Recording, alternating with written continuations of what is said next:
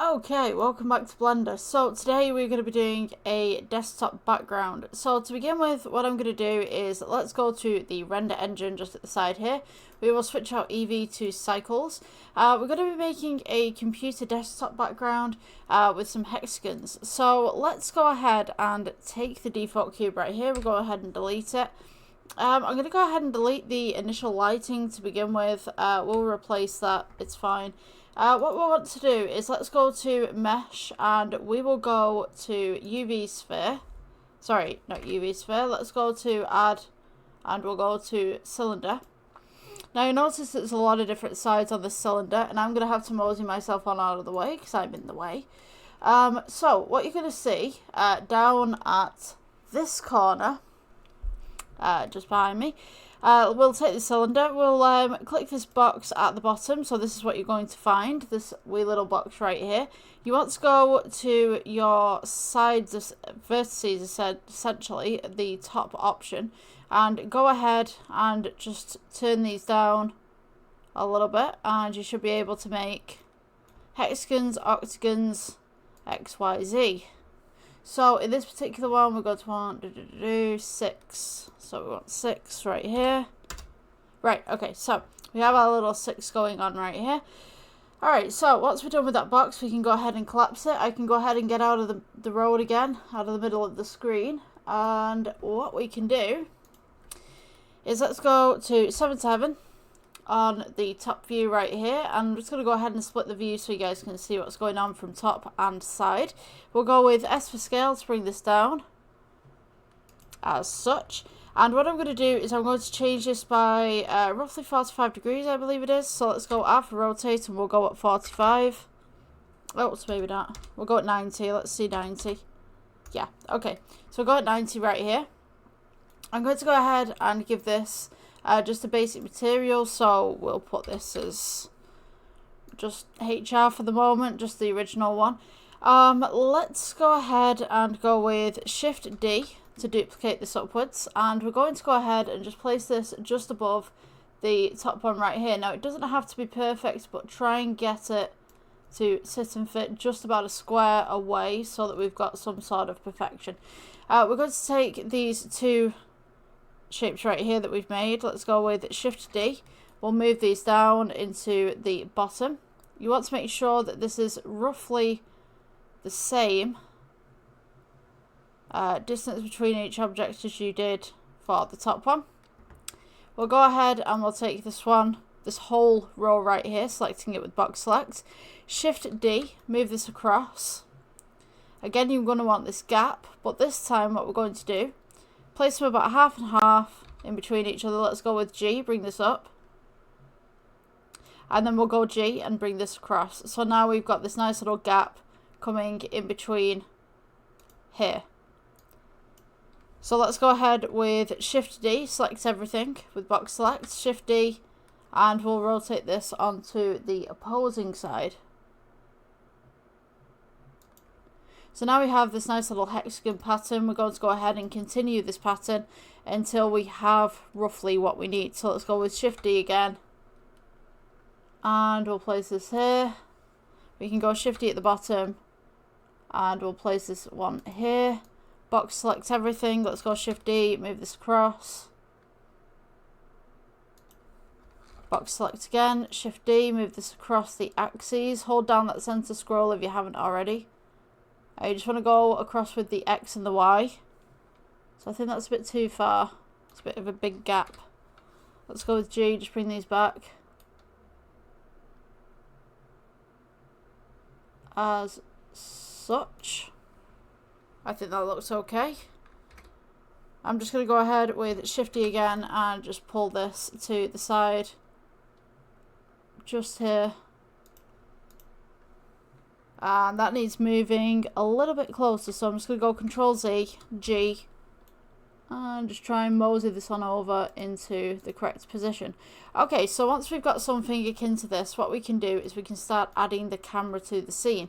So you can see that we have our camera just here, but we'd like this camera to sit and fit just across these little patterns that are going on right here with the shapes. So I'm going to go ahead and put my view to where I'd like it to be. Let's go with view and align view, and then we're going to go active camera to view. So now we can go G and bring this backwards so that we can see a little bit more of the piece. And when we render this, there's going to be no light within the scene because we removed it, and we will replace this. So now we have all these little hexagons coming through. You can go ahead and do a tilt shift with this if you wanted to. So to blur the background and then the foreground's in focus, all you need to do is click where the camera is, which is this box right here. Go to your data section or data section, check depth of field, and then we're going to select one of these little cylinders right here that we've made, and all you need to do is just pull your f-stop back.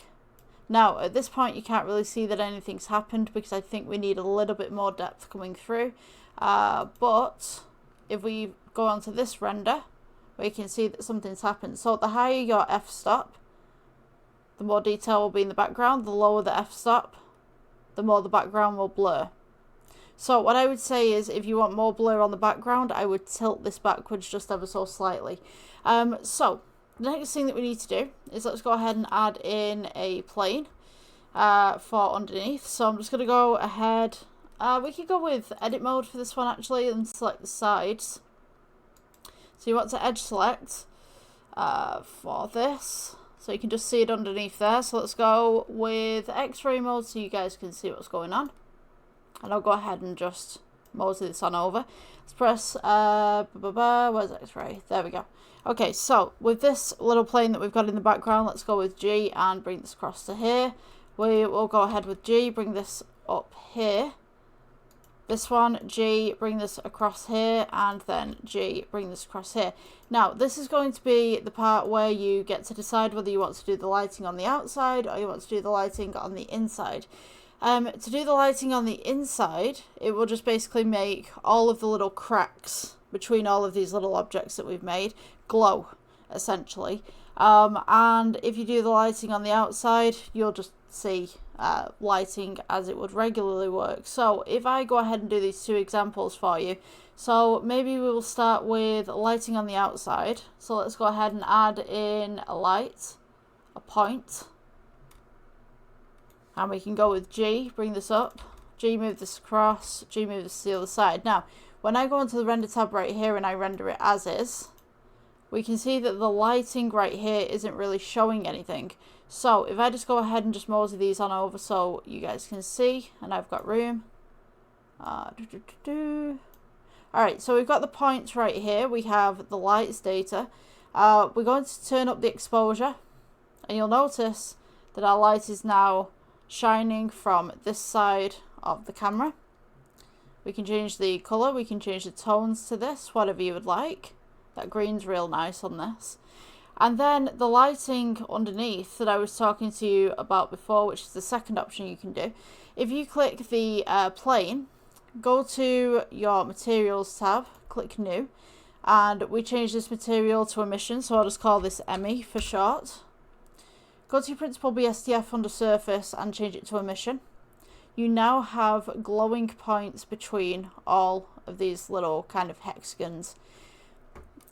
So you have lighting coming from the outside right here, the hexagons on the side. If I change the lighting from the outside, maybe press G, bring this down just a little bit, and then the lighting's already green, so you can see that it gets darker at the back here the lower the light is. We can now kind of combine that nice little green coming from here and the lighting underneath these little hexagons. So you could go ahead and make this a little bit brighter if you wanted to. You can go ahead and change the tone on this, so maybe you could make it a red or something. Just kind of contradicts it. It's totally up to you. I think, let's see. The purple's quite nice, but with the green, I don't know. Totally up to you what colour kind of stuff you want to do. What I would say though is let's take these hexagons, they're looking a little bit flat. So what I'm going to do is, let's go into regular render, take one of the hexagons, let's go to shading tab. And let's go ahead and add a noise texture to this. I'm not going to put the noise texture from color to base color. Instead, I'm going to go with metallic. This will give it a little bit of a bump kind of look, as you can see. And we can turn up these particles, turn them down, totally up to you. I would also then go ahead and add in a bump texture. And you want to go from the noise texture color to the bump texture height. And you should have something like this that doesn't really do much. So what you're going to do with this is go ahead and we will increase the distance and increase the filter. And just give your computer a couple of seconds just to work everything out. I hope I'm not in the way. I tried to do green screen with this, and so I wasn't in the way, and then put myself somewhere that it would work. But if I'm in the way, do tell me. So, computer's currently making its calculations here. You can go ahead and adjust anything that you need to, really. What I'm going to do is go back to layout. Yeah. I think we're just waiting on the composition time with that. But if you go back to layout, you should have a lot of bumps all across this. A little bit of texture. You see how that works right there. I don't quite like this texture. I'll be honest with you. I think it needs turning up a little bit more. So let's go back to the shading tab. Let's increase that detail, or increase the scale at least. So you've got a little bit more texture, maybe a little bit less roughness. See what happens with that. Just experiment with your stuff, I guess. And then, let's see now. We have a little bit more roughness on there. I'm going to actually turn down the backdrop here, so where we have the purple, maybe we could do kind of a blue. A blue would really nice, like I think this would be a really nice accent for it. And then we can go ahead and just turn down the strength. And what I'm going to do as well, let's go with G and just kind of pull the background downwards a little bit. And if you really wanted to, you could make these glass. So these little pieces that we have right in here, we have Principled BSDF currently. If we change this to Glass BSDF, you'll have something like this. Now, it doesn't look like much, but if we increase the roughness, we can kind of get that nice little kind of aqua kind of look. And the IOR as well, you could turn that down, or you can turn that up. The IOR turned up is pretty good. Just kind of like glass pieces.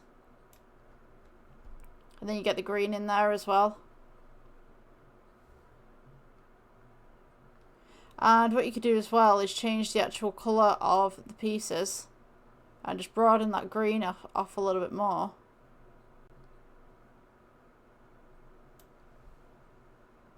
So you get something like that. So it's a little bit translucent. It's a little bit transparent. It kind of just sits and fits a little bit better, I think. So I don't know, like, you guys experiment, I guess. And still, when you go into the shading, you still have, well, you should still have the options, but it's taken them off. But if you wanted to add the options back, all you need is the noise texture. Color to roughness, and then we'll go ahead and add in a bump. Stick your bump there. Color to height. Increase distance, increase filter.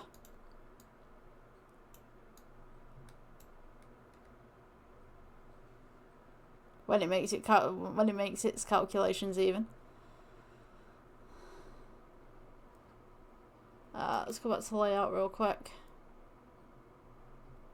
Something like this is pretty cool, because you can see like the little bumps and stuff, but it's all glass, so it kind of just like comes at you rather than it being a plain kind of situation. You can see all the details in between as well now, a little bit better. So I mean, it's totally up to you. What I would say as well, you can actually use external lighting. So let's go with add. We'll go with plain. This is just my own kind of little lighting that I do. So I'm just going to go with S for scale, bring this across, S for scale, bring this down. Let's change this to, from principal BSDF to emission. So now, we can kind of get some depth with this. So if we go with G, bring this down.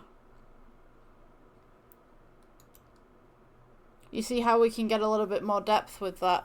It's kind of like some nice little lines coming across and stuff. I mean, totally up to you if you want to do that. That's up to you.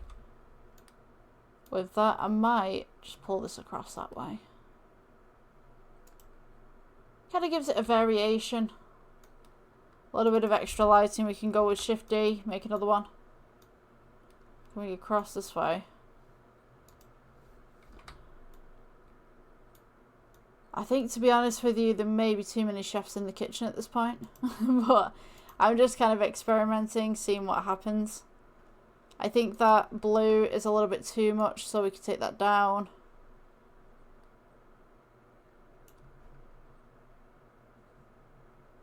I mean, yeah, totally up to you what you want to do with it. I'm going to go ahead actually and adjust.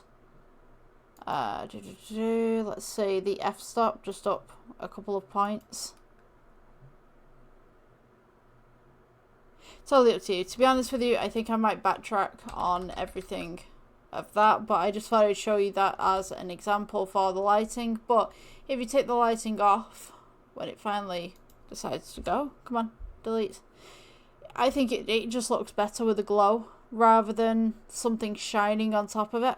So yeah, if you guys are interested in the rest of the channel, please like, subscribe, you know how it is.